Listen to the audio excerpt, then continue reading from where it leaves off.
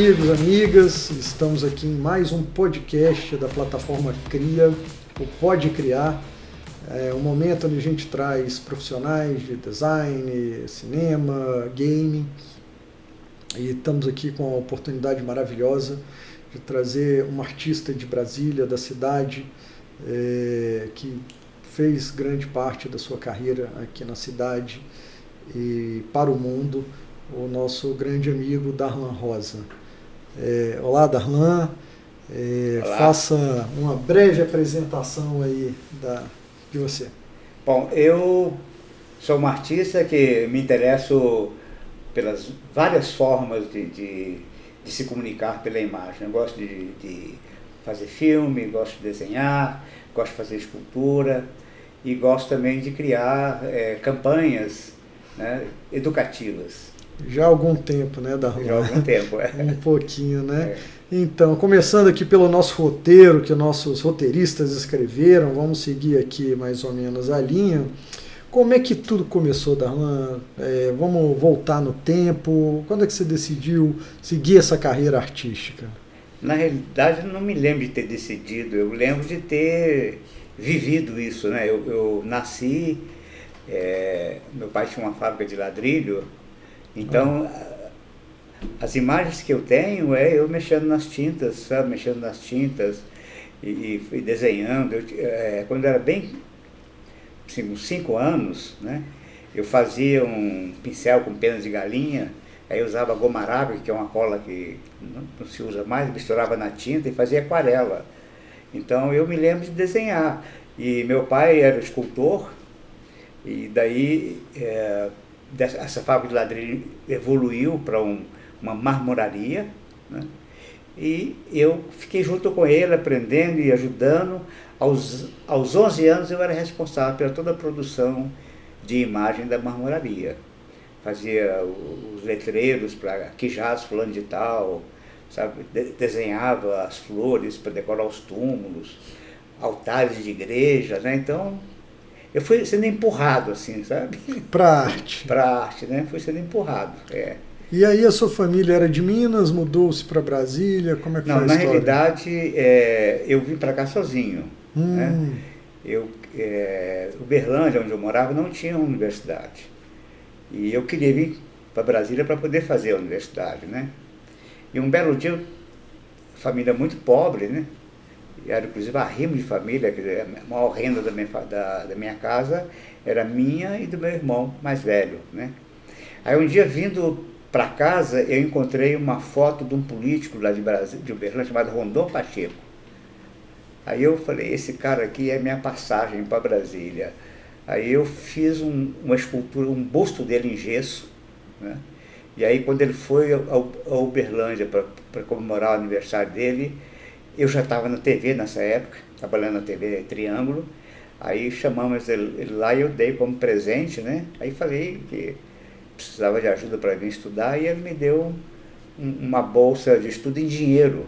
Olha. Porque essa bolsa eu dei para minha família e aqui eu arrumei outro dinheiro de novo para pagar novamente a faculdade. Porque não era para pagar a faculdade, era para sobreviver, né? Era para a minha subsistência. Não, na realidade não foi isso não. Eu tinha que usar o dinheiro da bolsa porque tinha comprovação, tudo aquilo saía mensalmente, né?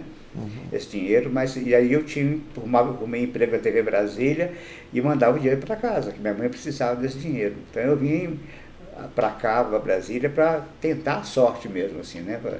Então a sua vida sempre foi essa mistura de trabalhar e já trabalhar com a arte sendo já o ganha-pão e o estudo mais para frente. Isso. Desde cedo eu vi que eu trabalhava na televisão, né?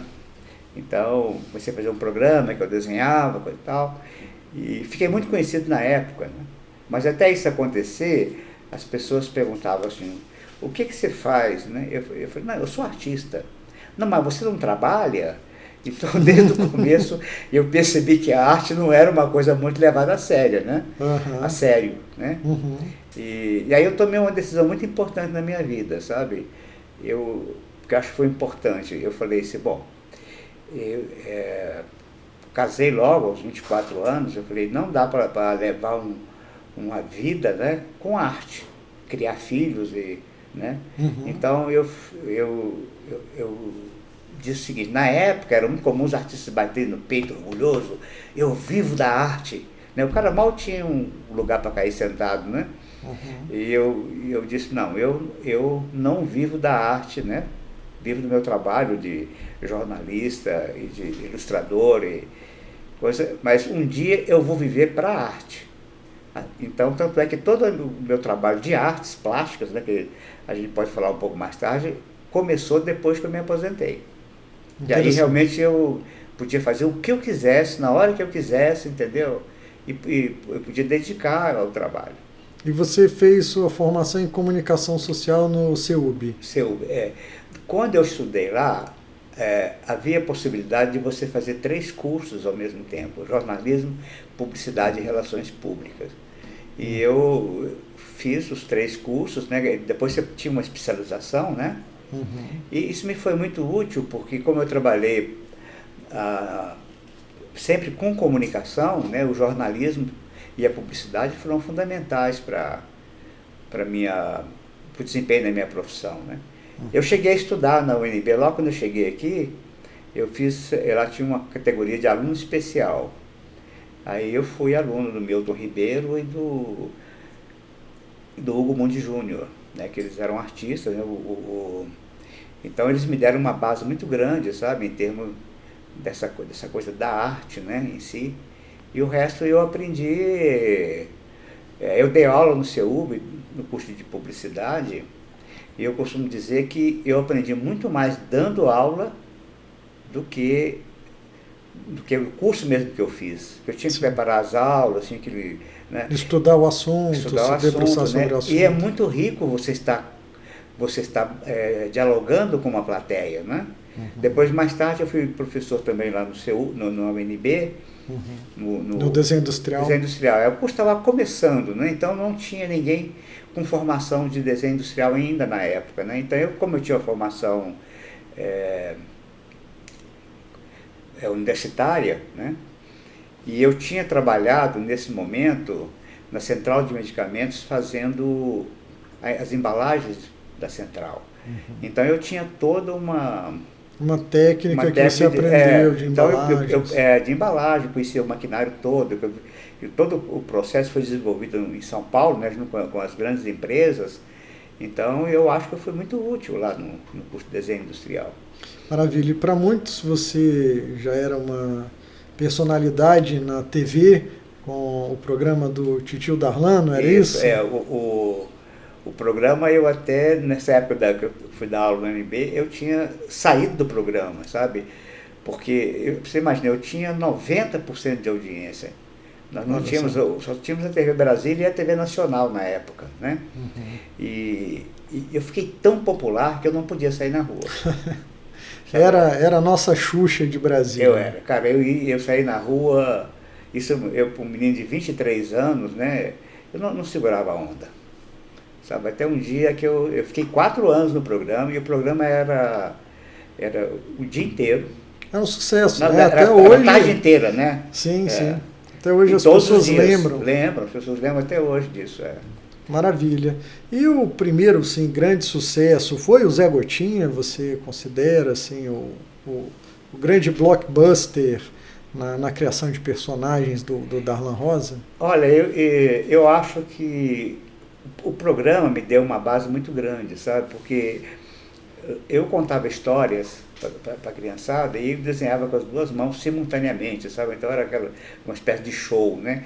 A mão esquerda acompanhava a direita, e às vezes tem até um filmezinho no YouTube aí que dá para ver essa época, né? Vamos recuperar. E eu sempre tive uma cara de muito menino, eu com 20 anos tinha cara de 15. Eu me lembro que aos 15 anos eu tinha cara de 10. Para arrumar uma namorada era a coisa mais difícil. Ninguém queria namorar um menino, né? Você vai ver essas fotos e você vê que eu não estou falando bobagem.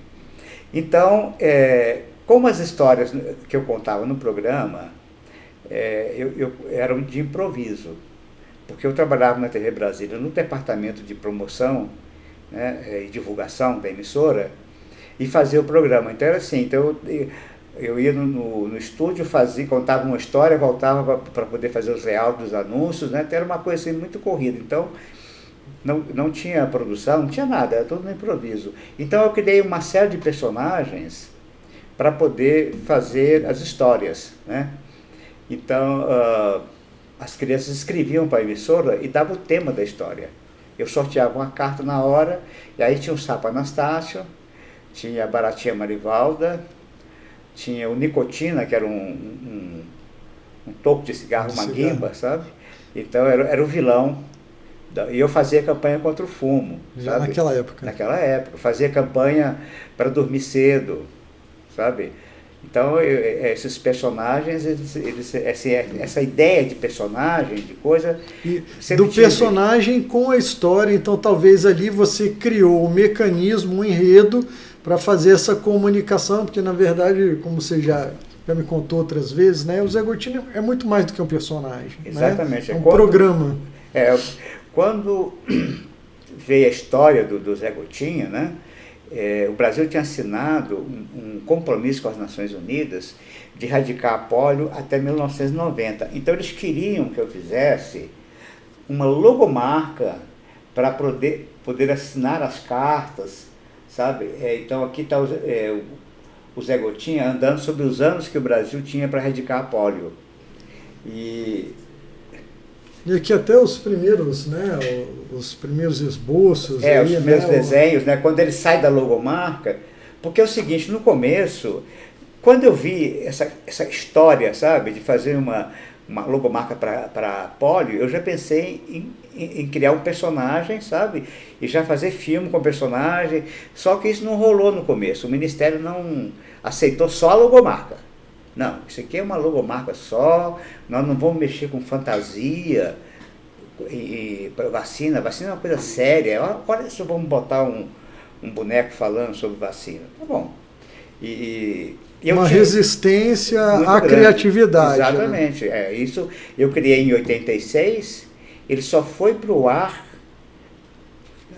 assim como assinando um filme, em setembro de 87. E aí ele foi, esse personagem que aqui está, né? Ele caminhava assim, graficamente, era uma coisa gráfica, caminhava graficamente sobre a linha do tempo, né? Aí quando eu fiz o personagem, ele já com movimento e uma coisa mais lúdica, eu dizia o seguinte, bom, o Zé Gotinha, nessa forma gráfica, rígida, é a forma dele como vacina. E aqui, Aqui, turma, até pra gente. E essa aqui é a forma humana dele. É como ele pode sair e encontrar com as crianças. E o Ministério da Saúde adotou essa forma humana, né? Então é o seguinte, quando eu fui convidado para fazer essa logomarca, eu fiz uma viagem no Nordeste e vi a campanha de vacinação. E o Exército ajudava na logística de distribuir vacina, organizar as crianças, e o Exército é muito bom nisso, né, coisa de logística, mas eles não tinham habilidade de pegar, os meninos corriam, tinham medo da vacina, sabe? Aí eu falei, olha, a gente teria que criar alguma coisa que trouxesse a criança para dentro desse processo de vacinação, porque daqui a 5 anos, 10 anos, essas crianças já vão ter seus próprios filhos. Então, se você faz um programa educativo, né, então, nos 10 anos que eu fiquei no PNI, à frente deste projeto, a ideia era um programa educativo. As chamadas para vacinação da polio, elas aconteciam, entendeu?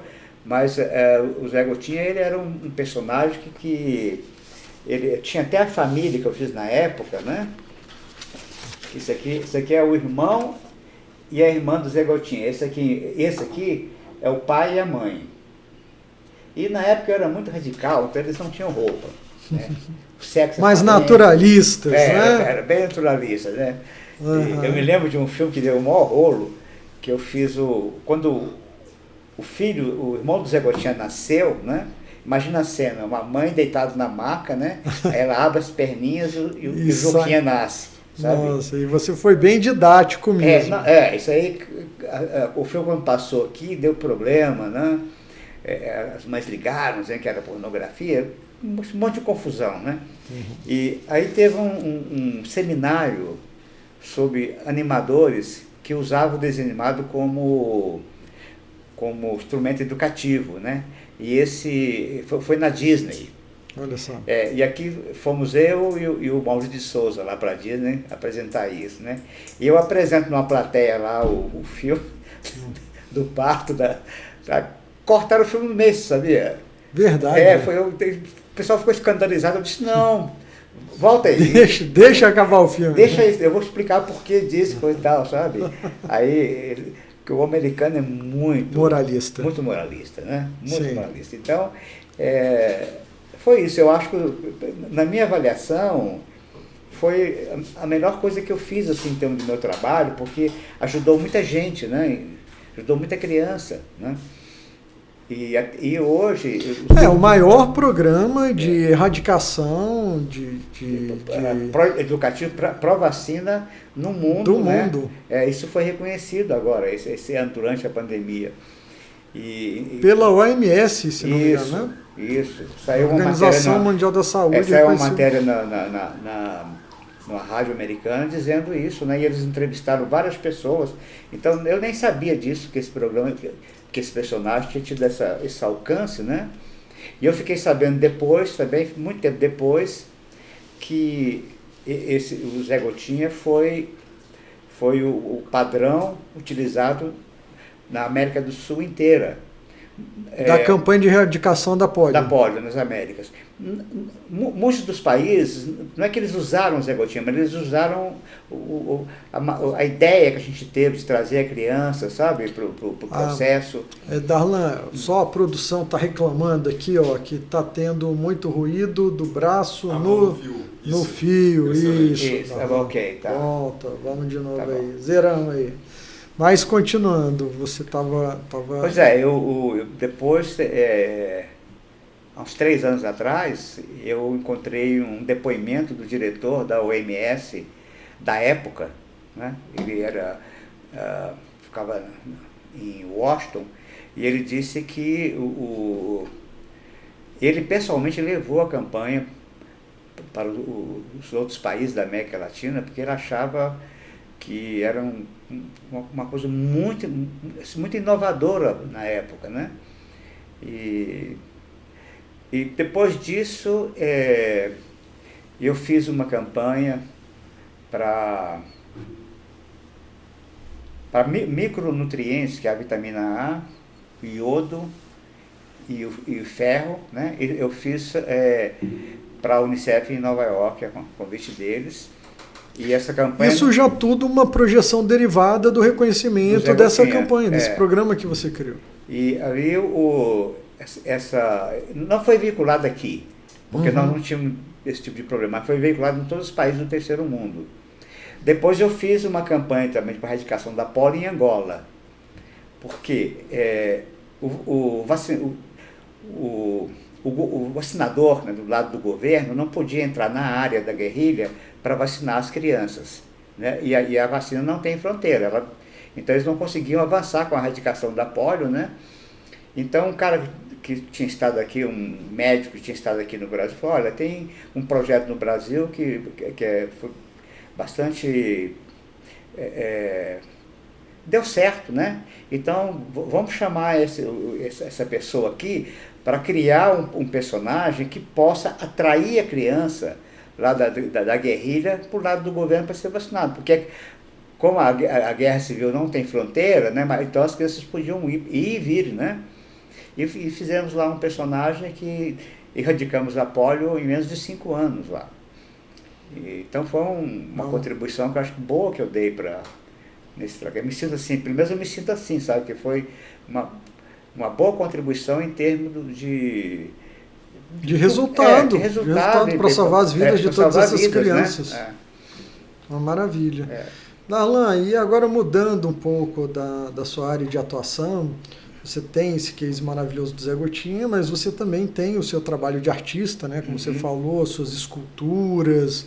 Me conta um pouco aí como é que você começou, como é que você teve essa alternativa artística que também teve uma repercussão mundial, com obras, você me contou, esculturas na Sorbonne, aquela também exposta na Bolsa do Canadá. Hoje elas são... Emirados Árabes. Aqui em Brasília eu tenho 54 esculturas na rua. Que eu digo, Itamaraty... São muito conhecidas, né? Itamaraty, o Memorial JK, o CCBB, né, Câmara, Senado, vários ministérios e muitos prédios que estão na cidade tem minhas esculturas. A coisa da escultura começou assim. Logo que eu me aposentei, né, eu fui passar uma temporada nos Estados Unidos com a minha família. Você foi estudar também? O meu objetivo era aprender inglês, porque a Unicef queria que eu fosse fazer trabalho fora, né? Tinha muita oportunidade, mas eu não tinha o inglês. Então eu fui lá, peguei um curso de 8 horas por dia, né, de inglês.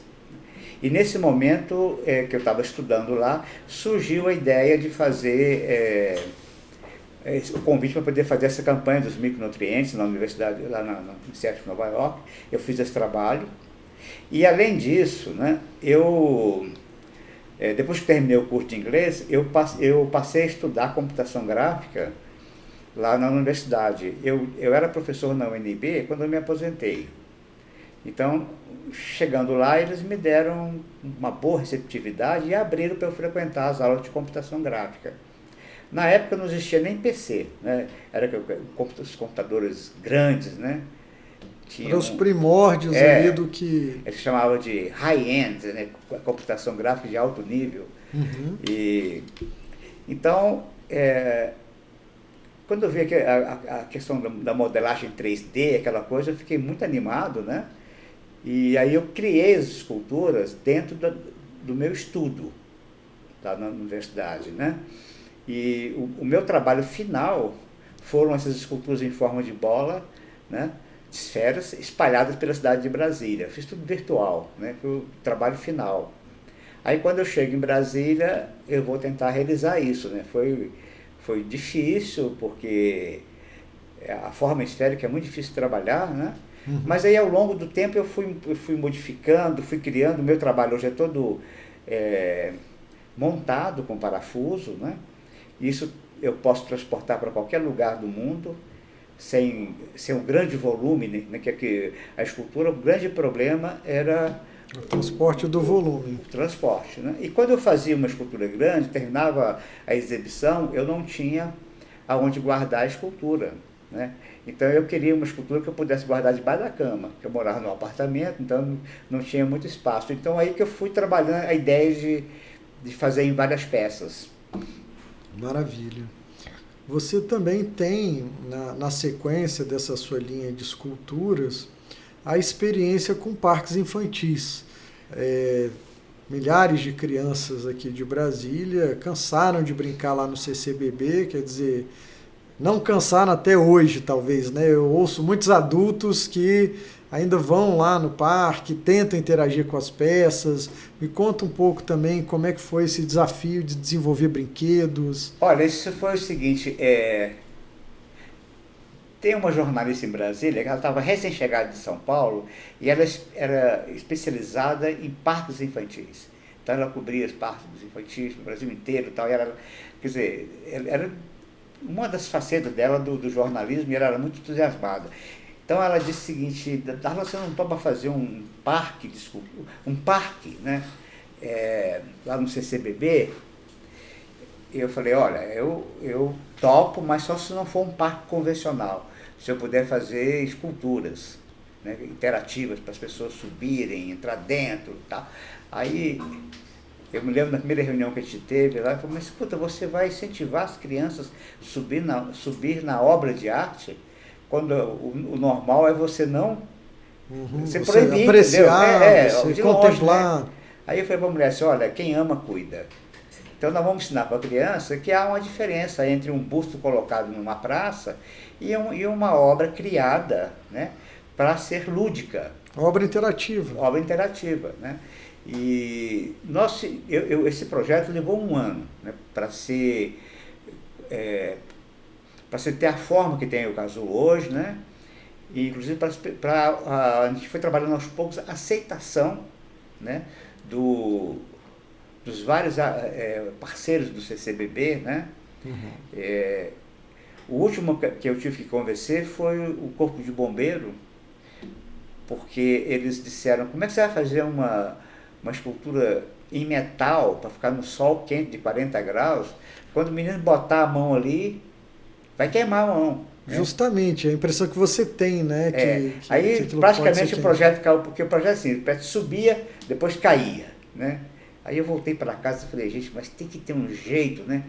Aí eu lembrei que as TVs antigas, as TVs a válvula, ela tinha, o fundo dela era uma tela, né? Tela furada. Tela furada, né? Aí eu perguntei para um engenheiro, cara, mas essa tela que é furada nas TVs, é para o calor sair, para o vento entrar dentro da TV? Ele disse, não, é que a válvula esquenta a chapa de aço, mas o calor se dissipa pelos buraquinhos. Isso é um problema de física, entendeu?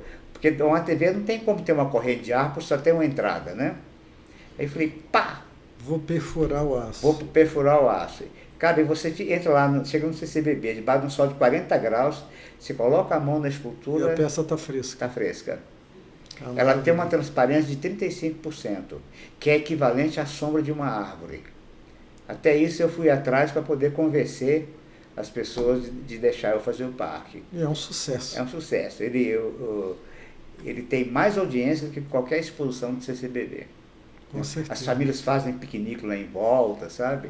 Isso é uma coisa que também me deixa muito envaidecido. Tem uma coisa também, assim, por que eu criei essas peças para entrar dentro, né? Eu observava que a criança gosta de entrar dentro de caixas, né? Gosta de esconder em armário, né? Então eu inventei assim, na minha fantasia, que a criança ainda tinha uma memória da sua vida intrauterina. Por isso, eu falei isso numa reunião lá, mas onde é que você leu isso? Não, isso é uma tese. Sabe? Eu não tinha nada, eu tinha inventado esse negócio. Mas é muito convincente. É muito convincente. Deve ter um fundo de verdade. Mas não tinha nada, não tinha. Né? Porque uma coisa que eu aprendi como publicitário, você falar, muitas pessoas usam isso. Se você falar 50 pessoas, se dá um número concreto, né? Pronto, já virou estatística. Ouvir falar, isso não quer dizer nada, mas eu li.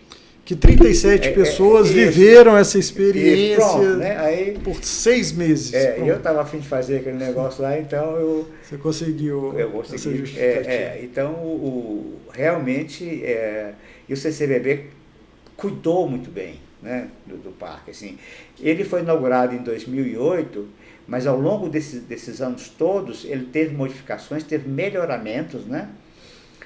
E nós estávamos prontos para poder acrescentar, sabe, eu fiz uns bancos para as famílias que vão lá fazer piquenique, né? E esse banco, ele tem uma peculiaridade que é o seguinte, ele tem uma espécie de um coxo no meio, sabe? Que é para ficar criança de colo. Então eu fiz de forma que aquele bebê conforto encaixa ali dentro, entendeu? Ou quando a criança está começando a andar, ela sobe, porque ele tem essa forma assim, ele sobe, escorrega de volta, sabe? E aquilo já é um pequeno brinquedo. Já é um brinquedo. E eu projetei, que não foi ainda colocado, para esses bancos uma cobertura em forma de cigarra. Porque o Brasil tem muita cigarra, né? Sim. Então isso está aí, esse projeto guardado, veio a pandemia e a gente parou com esses investimentos. Vamos reativar esses projetos, né? E agora, recentemente, eu fiz um parque de esculturas interativo para o Museu do MAB, para ficar naquela varanda.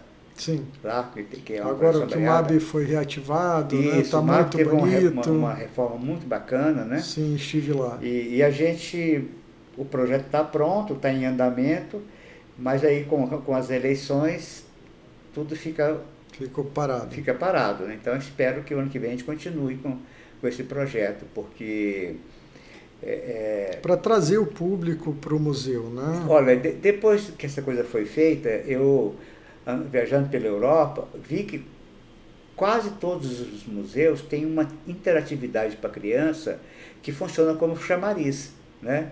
Porque o grande lance de você formar audiência é você levar uma criança no museu. Mas a criança, muitas vezes, ela não está motivada para ver uma obra de arte e tal. Então, se você tem alguma coisa que atrai ela, né, ali como um brinquedo interativo e já uma obra de arte, né? Então, além dessa questão da criança entrar dentro, porque tem essa suposta lembrança da vida uterina, eu quis fazer de forma que ela não pudesse cair, porque ela está sempre dentro, né? Ela está dentro, né? Mas mesmo assim os meninos sobem lá, tem 4 metros de altura aquele... Menino é danado, não tem jeito.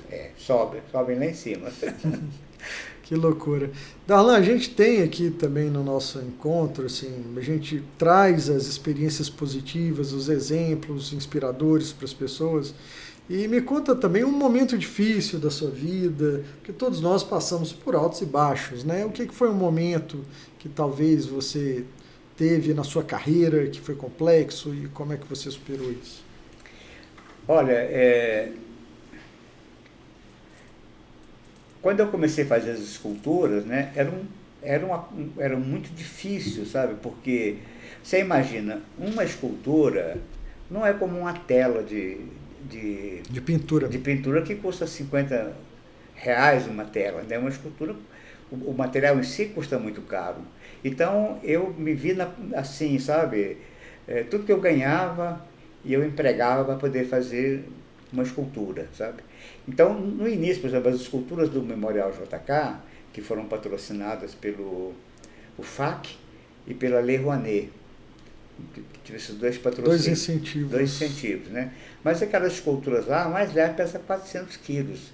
E aí você tem uma lá que pesa 800 quilos, né? Então, o custo do material é muito alto, né? Então, a minha pesquisa, ela foi assim, para usar a chapa mais fina possível, porque você teria um custo menor, né? Usar essa escultura desmontada para poder viajar, né? Então, com isso, eu comecei a ver que eu poderia trabalhar com escultura.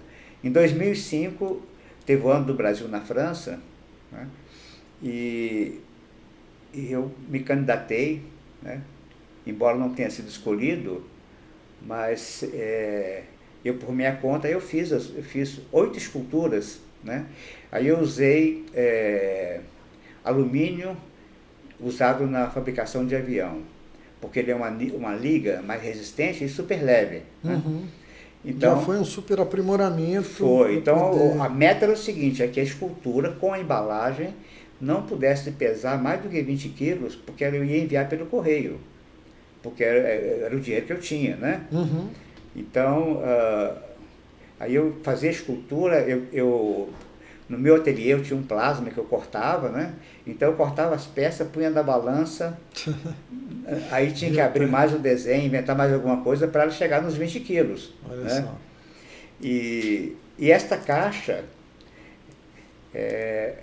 você desmontava a escultura e montava em cima da caixa. A caixa também era de alumínio. Então a caixa fazia... Servia como uma base. Uma base, né? E para aquele não voar, porque pesava 20 quilos, né? Eu enchia a caixa de água. A caixa era vedada, sabe?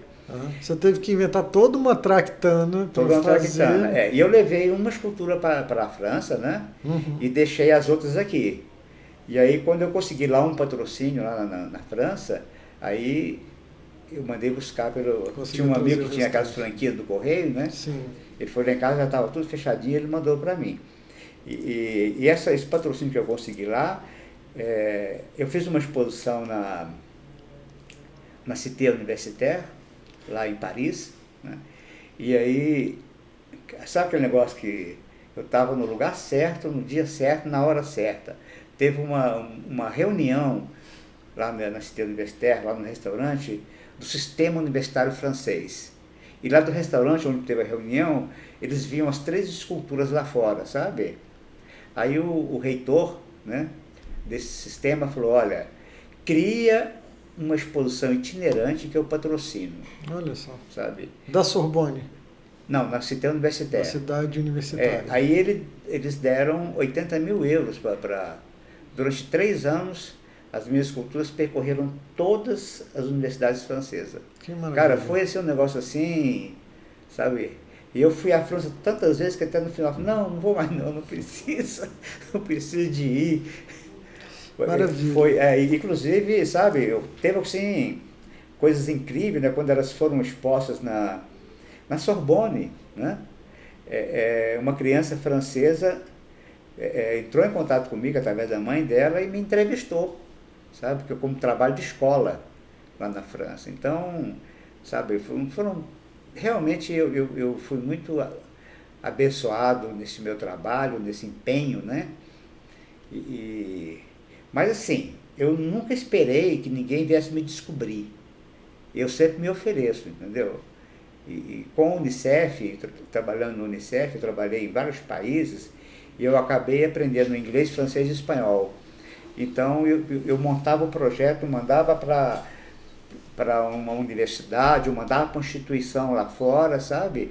E ficava pentelhando assim, 1, 2 anos, até que eu conseguia... Desculpa, bati a mão aqui na mesa. Até que eu conseguia que alguém tivesse dó de mim e me patrocinasse uma exposição, né? Uhum. E eu fui levando as esculturas e fui deixando lá, né? Nos últimos tempos eu ia com uma escultura só na minha mala. Eu levava as roupas numa mochila e a escultura naquela mala que eu tinha direito. Você tinha direito a despachar. Exatamente. E assim eu levei para o Canadá, levei para América Central, Europa, vários países da Europa, levei para Ramallah, que é a capital da Palestina. Aprontei. Ganhou o mundo. Aprontei. Hoje, agora que eu estou mais assim, quieto, porque a idade vai chegando e não é fácil você...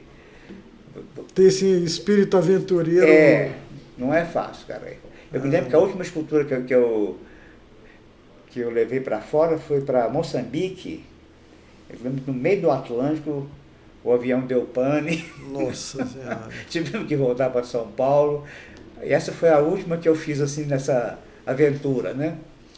E é muito interessante olhar para a sua carreira e ver também, porque a gente tem muitos exemplos de artistas da livre iniciativa, mas Brasília, de alguma forma, proporcionou uma carreira pública que, ao mesmo tempo, você conseguiu se realizar e ter uma projeção com projetos de grande relevância.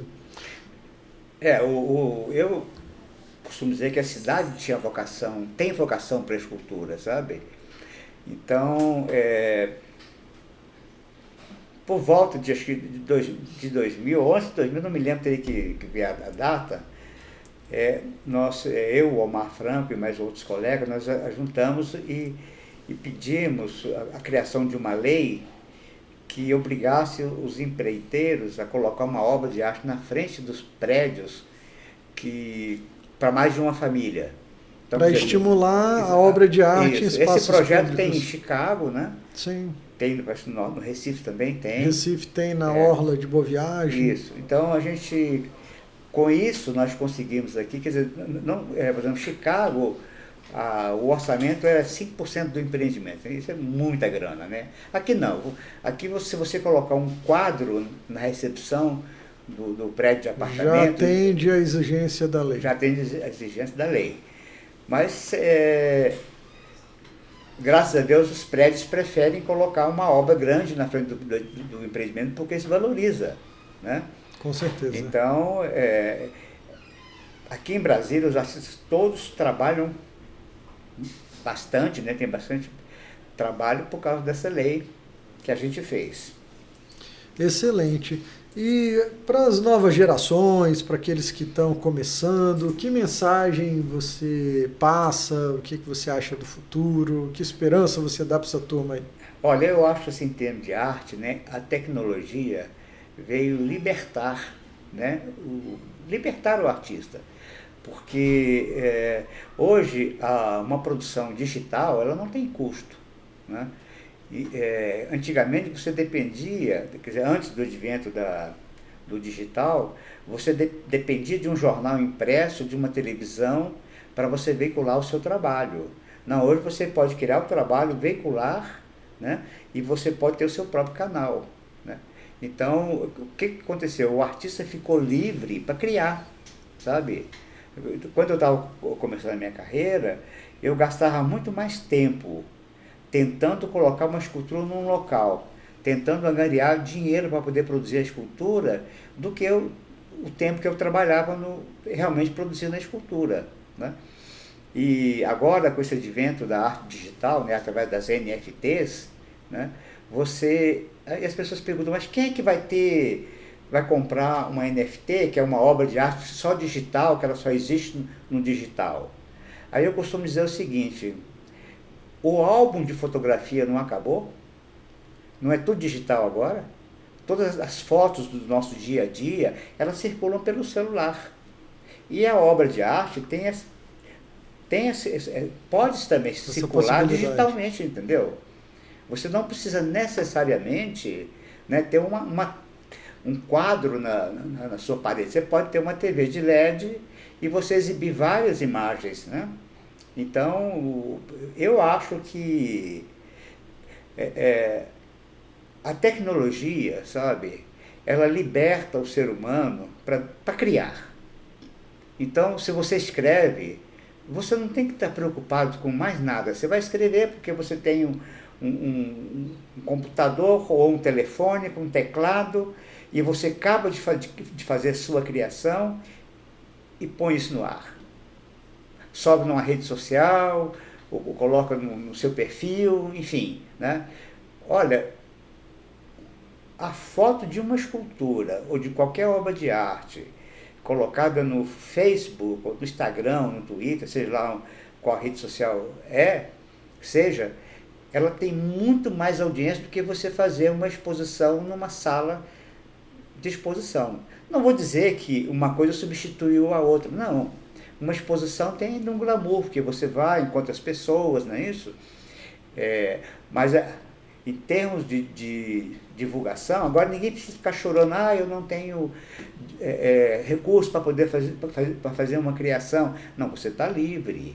E você tem também o metaverso, né? Agora, que são esses ambientes virtuais onde você pode interagir com pessoas do mundo inteiro. Isso que é uma coisa que eu tenho a maior, sabe, eu quero viver o suficiente para poder interagir com isso. Disseram que em 2 anos nós estaríamos fazendo isso. Uhum. Tem uma universidade na Califórnia, em Nova York, uhum.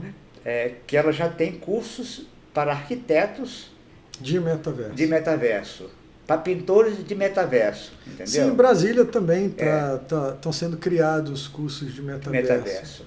Porque isso vai ser de uma assim, eu acho que a viabilidade disso, sabe, ainda mais com as criptomoedas, né, que eu imagino o seguinte, né, eu vou estar com a minha mulher, não vou dizer que com a garota, senão eu vou chegar em casa e vou apanhar, né? Com certeza.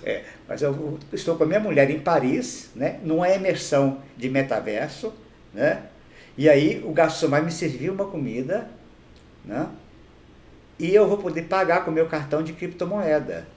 O dinheiro vai circular no metaverso. Sim. Olha que maravilha isso. E você em casa. E eu em casa, né?